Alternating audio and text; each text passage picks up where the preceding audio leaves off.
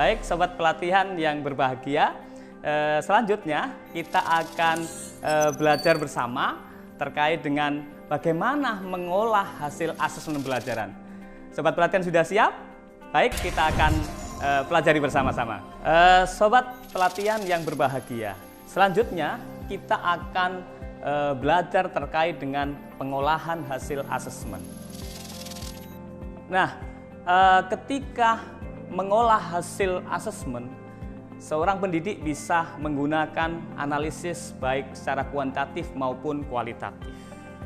Nah,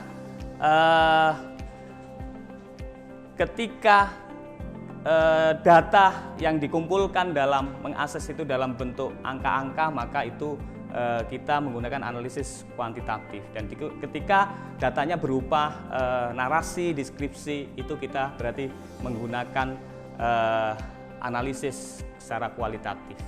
Nah, untuk mengukur tentang bagaimana peserta didik mencapai tujuan pembelajaran, maka penting sekali guru membuat namanya kriteria ketercapaian tujuan pembelajaran, atau kita kenal dengan namanya KKTP. Nah, kapan guru membuat KKTP? Ketika guru merancang pembelajaran dalam bentuk apakah modul ajar maupun RPP, disitulah guru penting memberi .tp atau tujuan pembelajaran itu menjadi KKTP. Nah, hal-hal yang penting diperhatikan ketika menyusun KKTP, yakni pertama adalah guru disarankan tidak menggunakan angka mutlak, ya. Guru disarankan tidak menggunakan angka mutlak, karena dalam prinsip yang dikembangkan kurikulum merdeka ini adalah ada fleksibilitas. Maka disarankan menggunakan range, ya, nilai. Ya, misalnya 70 sampai 85 misalnya, ini ada range-nya. Ketika nanti anak mencapai nilai misalnya dalam pembelajaran 71, maka ini menjadi tidak ada masalah, karena tidak fix misalnya 85 dan seterusnya. Nah, ini yang pertama. Yang kedua, dalam menentukan kriteria ketercapaian tujuan pembelajaran, guru bisa menggunakan berbagai macam pendekatan.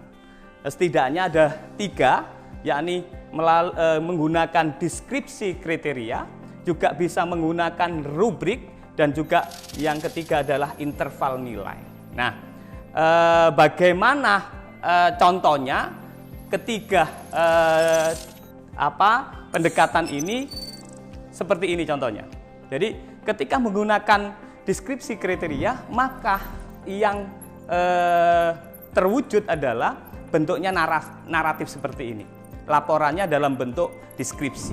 Nah, selanjutnya ketika guru menggunakan rubrik, maka sejak awal ketika mendesain pembelajaran, guru sudah menurunkan TP dari TP, ya, dalam bentuk kriteria-kriteria. Misalnya kriteria yang ada di sini contohnya adalah misalnya isi laporan. Yang ini ketika TP-nya adalah tentang peserta didik mampu menulis laporan hasil pengamatan dan wawancara. Nah, ini yang ketika guru menggunakan rubrik. Contohnya seperti ini. Nah, rubrik ini bisa fleksibel, ya. Tadi ada 2 kriteria tadi yang digunakan tentang penulisan tanda baca dan isi laporan. Nah, terkait dengan grade juga guru bisa fleksibel. Apakah dengan misalnya ada yang biasa dengan menggunakan kode angka-angka, simbol angka-angka juga boleh. Nah, ini yang ketika guru menggunakan rubrik. Nah, selanjutnya yang ketiga adalah ketika menggunakan interval nilai. Nah, seperti ini. Maka guru menentukan apa saja kriteria yang dideskripsikan, yang diturunkan dari tujuan pembelajaran. Maka ketika interval nilai sudah dibuat oleh guru, misalnya ada 3 grade, misalnya 0 sampai 40, kemudian 41 sampai 70, 71 sampai 100, maka ketika proses pembelajaran guru bisa melihat tentang masing-masing anak mencapai di mana. Misalnya anak mencapai 35 misalnya, berarti ada di range ini. Atau ketika anak mencapai 80 misalnya, maka ada di sini. Nah, ini ketika KKTP menggunakan interval. Sobat pelatihan yang berbahagia, sudah kita pelajari banyak hal tadi terkait dengan bagaimana mengolah hasil pembelajaran, mengolah hasil asesmen pembelajaran, dan semoga bisa dicerna dengan baik. Sampai ketemu di video-video selanjutnya. Akhiron, wassalamualaikum warahmatullahi wabarakatuh.